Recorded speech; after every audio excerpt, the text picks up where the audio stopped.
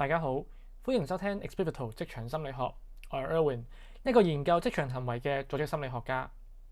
咁唔知大家咧近呢幾年咧有冇入過去啲大學嘅校園啊，又或者都留意下啲即係年輕人或者大學生嘅活動咧？其實可能大家都會發現一件事咧，就係原來創業呢一樣嘢咧，都好似越嚟越多年輕人啊，又或者佢被鼓勵去成為一個人生嘅選項啦。咁點解咁講咧？可能就係近日。即係我都見到好多唔同嘅，可能係網上面，可能海報又好，又啲宣傳都好啦。有個咩創業比賽啊，又有啲可能我哋叫做 hackathon 啦，有啲可能創業嘅基金啊等等啦，可能啲孵化嘅項目咁嘅 incubator。咁其實大家都可能聽過或者都見到有一啲嘅朋友啊，又或者後生啲嘅，甚至乎唔關年紀事啦，可能都會見到有一班即係想創業嘅人咧，就會去成日講頭先所講嘅呢啲嘅字眼啦。咁我諗翻轉頭，其實以前啦，我哋即係讀書又好，或者可能以前嘅大學生咧，都可能都會問多啲，就係話畢咗業之後會去邊間公司做好啊？又或者究竟我入大公司做好啊，定係入一啲中小企啊細啲嘅公司好咧？即係諗緊可能直接就係翻工呢一個選項啦。但係而家嘅一班畢業生啊，甚至乎仲讀緊書嘅同學啦，可能佢會諗嘅係乜嘢咧？就係話如果我哋畢咗業之後，不如我哋去即係做一件事出嚟啦，可能整一個 app 出嚟啊，又或者一齊夾份去開一個鋪頭或者開一個 business 咁樣啦。甚至乎可能都問多少少我以前可能係因為做過一啲嘅實習啊，參加過一啲嘅項目啊，就會問自己一條問題如果我呢一樣嘢自己做嘅話，會唔會更加可以解決到呢一個問題咁樣咧？咁睇得出咧，其實可能有時候而家嘅即係我哋叫做畢業生又好啦，或者而家呢個世代啦，大家去聽 career 啦，又或者聽職涯呢一樣嘢啦，可能會諗多咗個選項會唔會係創業咧？會唔會搞下自己嘅生意咁樣咧？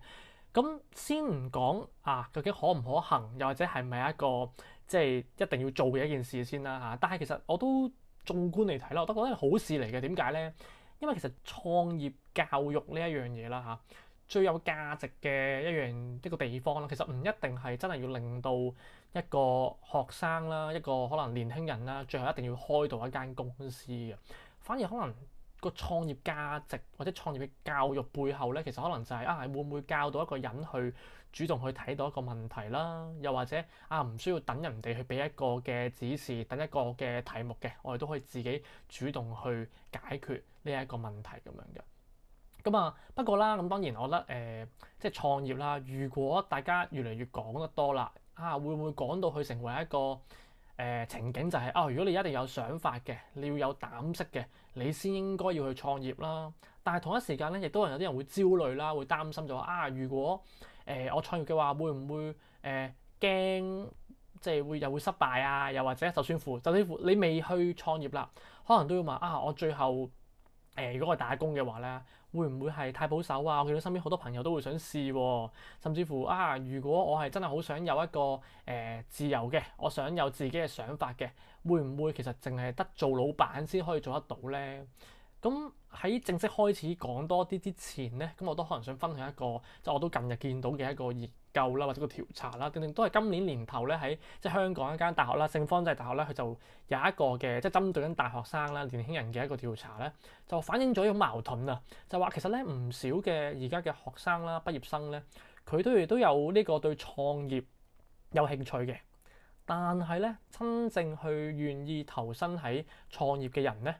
明顯又少嘅噃。咁點解咁少咧？咁呢一個調查都有講到少少嘅原因啦，或者因素咧，就係話原來家庭嘅期望啦，同埋即係都會擔心有一啲我哋叫早期嘅職涯嘅失敗咧，都係一個擔心嚟嘅。即係換言之就係話其實想就一定想㗎啦。但係背後嘅擔心可能就係人哋可能朋友好，或者身邊嘅屋企人點樣睇我哋啦，或者係我哋自己點樣睇自己啦，會唔會擔心有個失敗啦、焦慮咁樣啦？咁所以今一集咧，其實我唔係話想講一啲你應唔應該創業啊，又或者創業應該要注意啲乜嘢啊，反而可能從一個比較又係啦，可能心理學嘅角度啦，又或者係一個個人嘅角度出發，就係問緊嘅係，當你一個人想講創業嗰陣咧，其實你真正想要嘅係啲乜嘢咧？究竟係你想要多啲自主權啦，你想賺得更加多錢啦，定係其實你只係唔想俾而家呢種工作方式去局限咗自己呢？而如果你暫時唔想啦，又或者可能都覺得自己未必啱，即刻要去辭職嘅，咁其實呢一種我哋叫創業嘅精神entrepreneurship 啦，係唔係一定冇其他地方可以安放你一種咁樣嘅精神呢？咁我自己覺得未必嘅因為有時候咧呢種創業精神啦，可能係你放咗工之後可以自己去少少實驗去試下啦，亦都有時候咧佢一直都喺你公司入面嘅環境去允許你去做一啲新嘅嘗試咁樣嘅噃。咁好多人啦，一聽到大學生或者大學入面咧鼓勵創業咧，咁通常都有兩種好極端嘅反應係嘛？第一種我聽到就係話好年輕人就應該有夢想啦，係咪啊？唔會一畢業就淨係諗打工或者都打工都唔係一世啦咁樣。咁即係啲人好鼓勵好支持創業呢一樣嘢㗎。咁另外一款啦，另外一種嘅一種講法咧就係話哇講就易啦，創業真係好難㗎。最後大家可能失敗咗啦，可能咪真係最後都去翻打工咁樣啦。咁其實即係唔係話咩晦氣説話，又或者可能即係一盆冷水咁樣啦。咁我的確都覺得兩邊係有佢自己嘅道理嘅。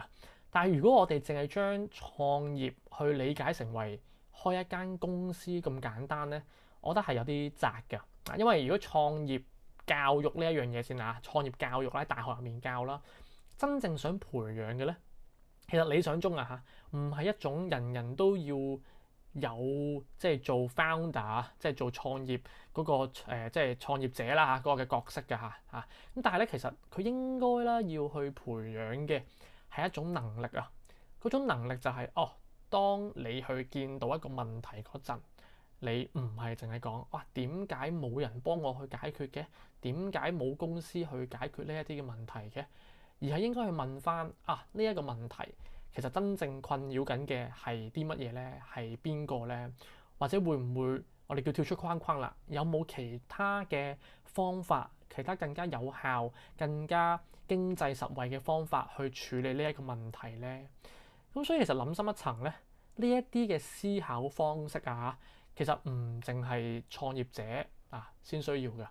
講到尾，其實每一份工佢都需要呢一種嘅思考嘅模式啦。我舉個例先，咁如果大家可能係做對客嘅啲可能客戶服務又好，或者係 client facing 嘅服務都好啦，其實你喺個過程入面，你都會可以發現到你嘅客人、你嘅客戶每一次同你有個交流啦，總會有一啲卡住嘅地方噶嘛總會有啲可能好棘住嘅位嘅。咁可能喺呢個過程入面，你就會發現到真正嘅問題係啲乜嘢咧？又或者點樣困擾緊你嘅受眾咧？又舉個例啦，甚至乎你如果係一個公司內部嘅經理先啦，又或者可能即係 HR 先啦，你會發現更加多嘅就係原來啲人咧，啲新人啦點解會咁快流失嘅？你喺個工作嘅過程入面咧，其實你係會發現到好多漏洞又好，或者好多問題嘅。咁所以其實創業教育最有價值嘅地方咧，佢唔係要鼓吹或者去令到所有人都會做到一個老闆都會做到 founder 嘅，而係令到更加多嘅人咧去相信我其實唔係淨係可以即係喺度坐喺度打工等待機會啦，反而係我都可以去主動去發現問題啦，去設計一個流程或者設計個答案啦，以至於去創造到價值出嚟嘅。而呢一啲嘅能力咧，其實無論大家最後去咗創業打工甚至乎有啲人去做 freelance 先啦甚至乎你之後去咗去帶一條 team 都好啦，其實呢一種創業嘅頭腦啦，創業嘅一啲嘅思維嘅方式咧，都係會跟住大家走嘅。不過啦，我都覺得如果大家真係有一個創業嘅念頭嘅話咧，有一條問題咧，我都覺得好值得去問一問自己先嘅，就係我想創業，定係其實我只係想逃離緊我而家嘅有嘅工作方式咧？因為好多時候咧，我哋成日講創業咧，唔一定係因為我哋想到一個好想解決嘅一個問題啦。只不過我聽到好多嘅情況就係其實有時候咧個背後嘅原因啦個原意想創業咧，都係因為我每一日返工都實在太痛苦啦。即係明明自己都好努力啦，但係就總係覺得自己冇乜一個決定權啦，每一件事都要有一個 approval 咁樣啦。咁於是咧，好多人就會覺得啊，即係長期喺呢咁嘅情況下咧，就會心入面都會諗啊，咁不如我自己出嚟做算啦，係咪？有啲嘢咁簡單，係咪先？咁啊，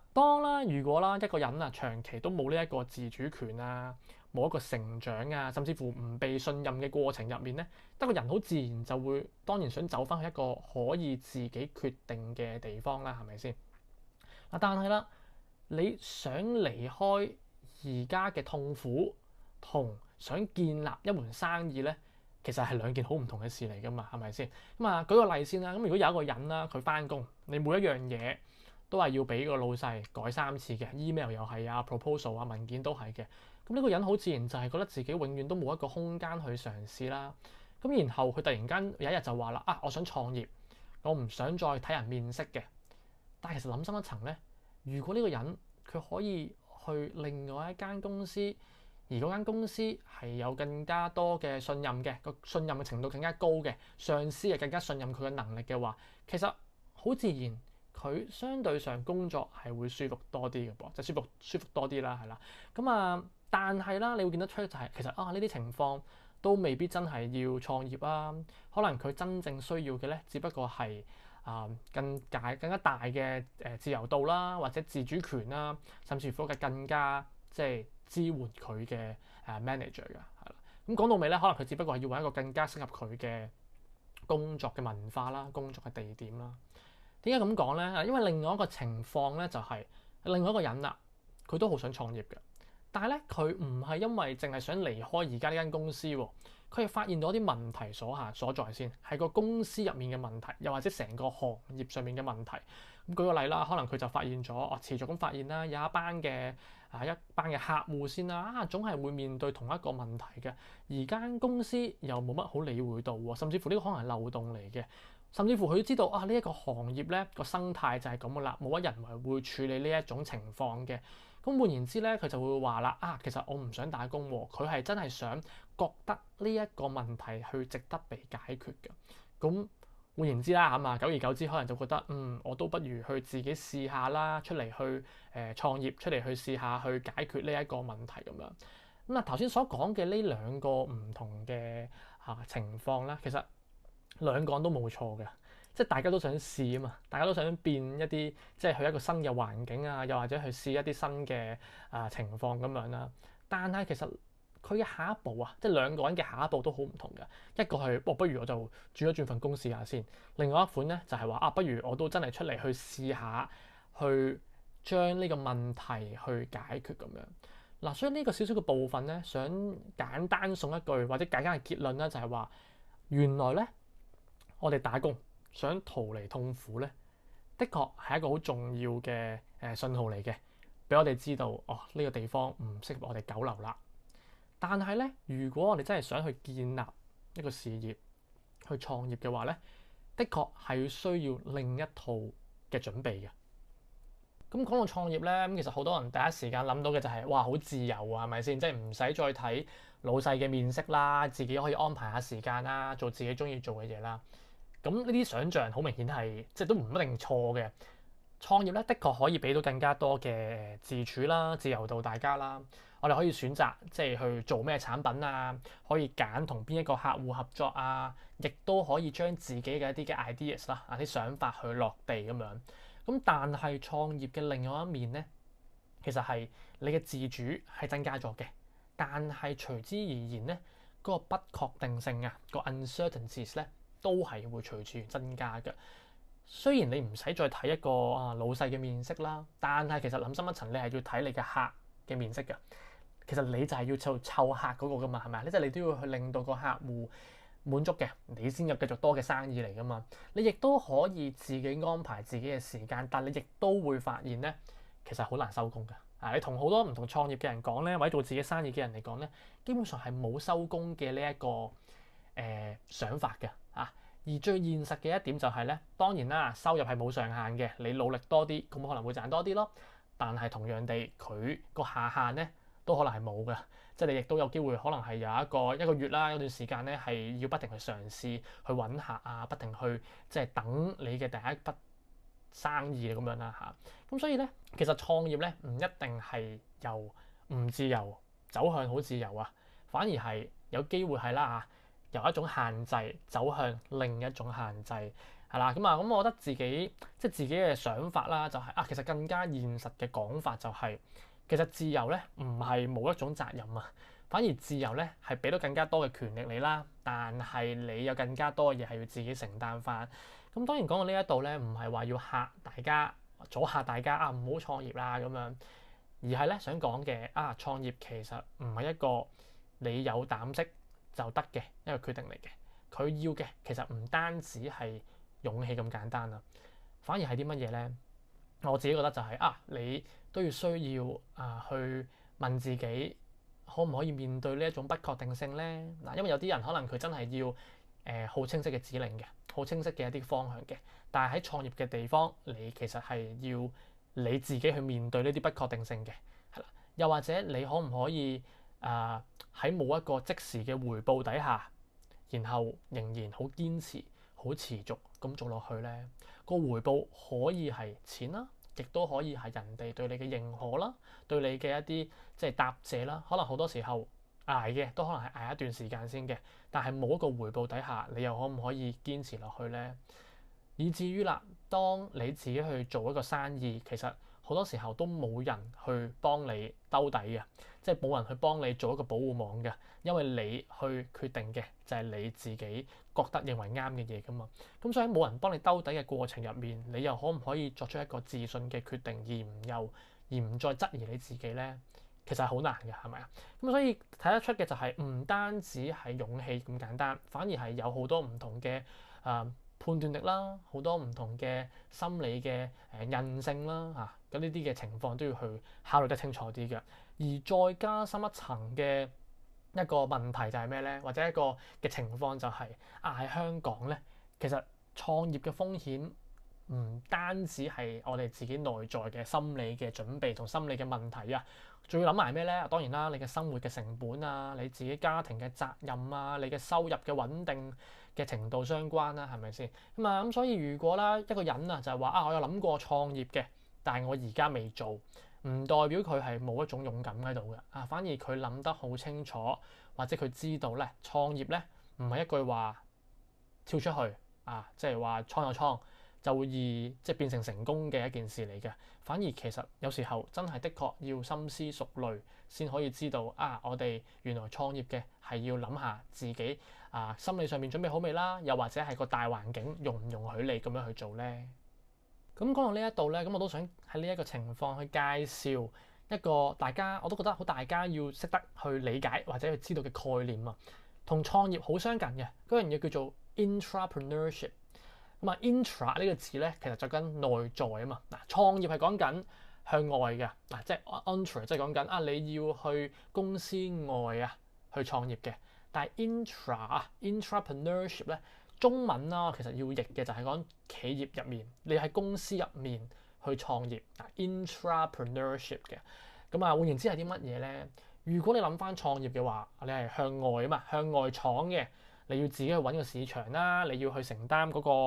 財務上面嘅風險啦，你要去建立一個品牌咁樣啦。但係 intrapreneurship 呢一樣嘢咧，係講緊你喺公司入面即係你而家翻緊工嘅呢份公司入面咧，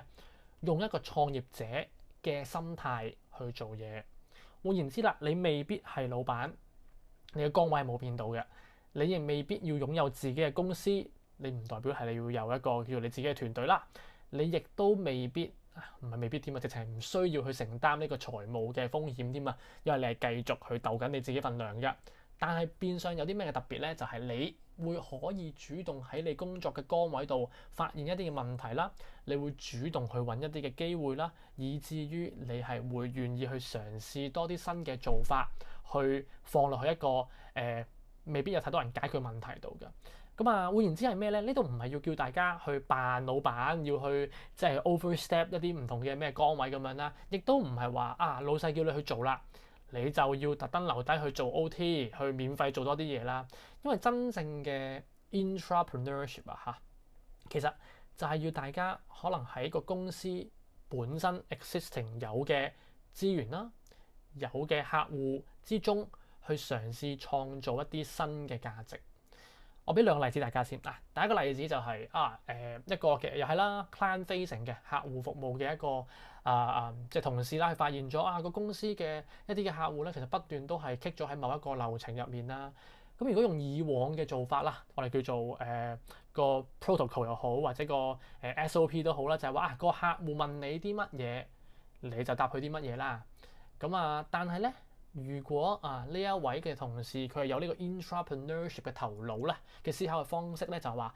其實咧佢都會開始去整理翻呢一啲嘅問題嘅，然後咧佢就揾得翻一啲可能我哋叫 common 嘅 pain point 啦個痛點，然後嘗試去揾下其他唔同嘅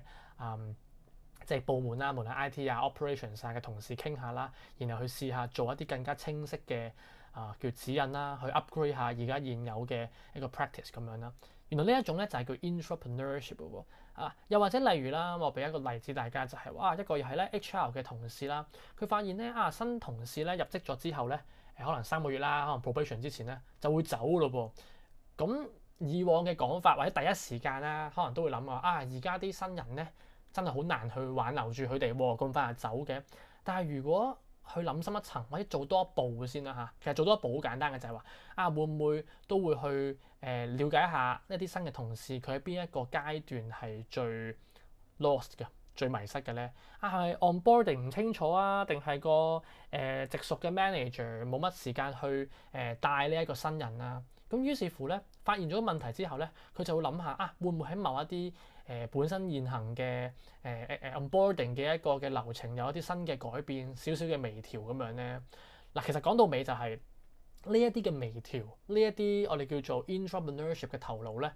唔係話老細叫你做你先去做，亦都唔係叫大家要去花好多好多額外嘅時間去做一個新嘅 project 咁樣，而只不過就係有冇諗多一步喺現行嘅情況，你去做多一步。除咗幫嘅係你自己嘅團隊之外，其實你自己嘅過程入面可能都會有少少嘅得着㗎噃。呢一個部分咧，我都會想俾大家了解3種作為一個好嘅 intrapreneur 嘅一種3種嘅能力㗎，好快嘅啫。第一種就係可唔可以睇到個問題identify 個 problem。問緊自己問題啦，就係話我可唔可以諗得翻觀察翻現時一個工作嘅流程入面有冇一啲嘅 pain point 大家其實都已經習慣咗㗎啦，但係其實可以改善嘅咧。換言之，就係你可以將一個日常做緊嘅嘢，你都可以揾到一啲可以提升效能、可以改善嘅空間咧。嗱，呢第一步嚟嘅啫，你可以睇清楚個問題先。而第二個能力咧，就係你有冇敢去試嘅心態。我哋叫一個可能 small step 啦，即係好簡單細步嘅測試。其實唔需要公司要咩俾成筆錢你又或者要去整個成個新嘅 system 啦，反而係喺一個好細型嘅我哋叫做 piloting 啦，一個好細型嘅微型嘅測試，俾你去試下究竟我嘅想法可唔可行咧？呢個係叫做細步嘅測試。去到第3種嘅能力咧，係最重要嘅。點解咧？因為你睇到問題啦，你想試啦。咁你都要有人支持你㗎嘛，係咪先？咁呢個我第3種能力咧，我會稱之為影響力，或者你可唔可以推動到其他人因為喺間公司入面其實有好嘅想法，唔代表一定做到㗎嘛，係咪先？你仲要知道你點樣可以將一啲資源又或者揾到一個有決定權嘅人去願意支持你。咁因為你有呢一種支持嘅，其實你變相你做緊嘅一啲我叫 piloting 啦先會有成效噶嘛，先會令到人哋覺得真係幫到我哋喎，係啦，願意去支持你個支持唔一定係抌錢落嚟喺你度噶嘛，反而係佢會覺得你做緊嘅嘢唔係嘥時間先，你做緊嘅嘢原來係可以 potential 嚟幫緊成個團隊嘅。而支持嘅人咧，未必係你嘅上司，亦都可以係你身邊嘅同事，係啦。點樣令到大家去即係去支持你又或者令到大家即係你可以推動到大家咧？其實好簡單嘅啫。有時候你可以將個問題講得好重啦，亦都可以俾大家睇到個風險啦，又做到一啲好簡單嘅數據啦，去說服到大家啦。其實去到最後，你要嘅係一個好細嘅成果，用呢啲細嘅成果去慢慢建立呢一種嘅信任咁所以綜合翻以上啱啱呢3種唔同嘅能力咧，其實呢一啲嘅能力同創業真係好相似嘅，但係佢俾到大家嘅係喺一個相對我哋叫做個人嘅財務風險啦比較低嘅情況下去練習呢一種創業者嘅思維。不過啦，呢度都需要講一句好現實嘅説話嘅，就係唔係每一間公司每個團隊咧都容許或者都適合大家去做 entrepreneurship 嘅，因為好直接就係如果你個公司同團隊佢唔容許你去試錯嘅叫做 trial and error 嘅話咧，其實一個人好難去單靠你自己嘅熱情啦想試嘅衝動啦去改變成個嘅系統嘅。咁我覺得而家有一種好容易嘅有嘅講法就係話真係有夢想嘅人咧就會創業啦，又或者真係有膽識嘅人咧就唔係淨係會打工嘅。咁其實好 powerful 嘅講呢啲嘢，即係好有衝擊力㗎。但係我覺得都要去小心去理解嘅，少少唔公平添，甚至乎因為咧打工其實真係嘅唔一定代表緊去放棄緊你自己。咁打工咧，我覺得可以係一種策略嚟嘅，又或者用一種策略去理解打工呢一個嘅概念啦。你可以用一份工去累積你自己嘅專業能力啦，累積你對呢個市場同埋你客戶嘅理解啦，以至於如果你係間細啲嘅公司你可以去學習理解一間公司其實係點樣賺錢咧，即係佢個 business model 咧，甚至乎你話建立人物儲錢都可以一個策略嚟㗎嘛，係咪先？咁所以換言之咧，如果大家真係嘅仲係打緊工返緊工嘅，咁你可以將你呢份工當成一個叫做訓練場啦、試練場咁樣啦。例如嘅，如果你將來舉個例啦，你好想去做 consulting 諮詢嘅工作嘅，咁而家你做緊 client facing 嘅，面對客戶嘅工作，你咪喺度學習緊點樣去處理理解唔同客戶嘅需求啦，點樣去管理佢哋嘅期望啦，點樣去問一條好嘅問題去提出個建議咁樣啦。又或者啦，如果你未來係想創立你自己嘅品牌嘅，你而家可能係做緊 marketing sales 嘅工作啦，咁而家你做緊嘅係咩咧？咪就係學習緊個市場啦，了解下即係個 pricing model 啦，佢定價啦，係啦。咁其實講到尾都係去累積緊你嘅經驗啦、知識啦、人脈啦等等嘅。咁所以最重要嘅其實唔係你有冇打緊工，而係要諗一條問題係你係被動地打緊工啦，即係不停去接收緊外面嘅資訊信息、老細俾你嘅提示定係你係有意識咁樣去累積緊你有嘅每一種知識同經驗咧？因為被動地打工即係講緊你每一日咧，心態上你只係求捱過就算啦。你做完一日又一日，你唔知道自己每一日累積緊嘅係啲乜嘢，你唔知道下一步其實係想點樣嘅，亦都冇將你本身其實一直以嚟儲緊嘅經驗去變成你嘅能力啦，同埋你可以未來選擇嘅空間。相反，如果你係有意識地去打工嘅，其實你會知道係咩咧？你會知道自己其實學緊啲乜嘢，你會知道呢份工俾到嘅你係啲乜嘢。最重要係咩咧？當你走嗰刻啦，你至少真係噏得出你喺呢度累積咗乜嘢能力啊！咁所以最後啦，你要問嘅問題唔係話我係咪要繼續喺度打工其實係要問咧，我而家呢一份工有冇可以幫緊我去靠近我想要嘅生活咧？咁最後啦，我都想翻去今日我哋最初嘅嗰個問題啦。點解有啲人好似都好有創業嘅念頭啦，但係好多人都會繼續仍然打工咧？咁我覺得除咗真係儲錢之外啦或者等時間之外咧，其實都未必係話究竟關唔關勇唔勇敢事反而係有啲人佢真係想創業嘅，咁所以佢就真係累積緊一啲資金啦、能力經驗甚至乎即係叫做安全網叫做都係等下嘅。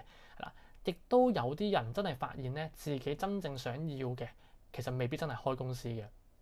佢只係等緊一個機會去揾到一間佢自己更加適合佢去打工嘅工作環境可以係嗰個工作文化更加好啦，可以俾佢有更加大嘅自主權啦，甚至乎佢會 feel 到做緊嗰份工係更加有意義咁樣嘅。所以創業真正好即係吸引人啦、好迷人嘅地方咧，真係唔一定係你終於可以自己做老闆咁簡單嘅，佢反而只不過係提醒緊我哋原來有啲問題咧，唔係淨係不停去諗就得㗎噃，原來係可以真係被解決㗎噃。你唔係不停去埋怨啊，去抱怨有咁樣嘅問題，而係反而你會見到佢有被解決嘅可能性啊。以至於創業嘅話咧，其實我哋唔係喺度默默咁樣等待緊機會啊。原來我哋只不過作為創業者嘅你都可以去創造機會咁簡單嗱。咁所以去翻綜合翻啦，其實我哋講嘅唔係淨係話做唔做老細或者創唔創業，原來有 intrapreneurship 呢個概念，我哋可以喺工作環境底下都可以去主動去解決一啲問題啦，去創造一啲嘅機會啦。喺呢個過程入面，我哋都可以 feel 到有更加多嘅自主啦，更加多嘅意義啦，同埋你都會 feel 到自己有成長㗎。咁我哋最後咧送大家一句簡單嘅總結啦，就係其實最重要嘅唔係你有冇去創一間公司出嚟啦，而係你有冇喺呢個過程入面慢慢建立一個更加接近你自己想要嘅工作嘅人生，或者係你嘅職涯咧。咁啊，多謝大家今日聽到呢一度啦。如果你對今一集嘅內容有任何嘅故事啊、反思想同我哋講嘅話咧，咁歡迎大家去我哋嘅社交媒體上面去搜尋啦，同埋追蹤 Experito 職場心理學，同我哋分享㗎噃。咁我哋下一次再見啦，拜拜。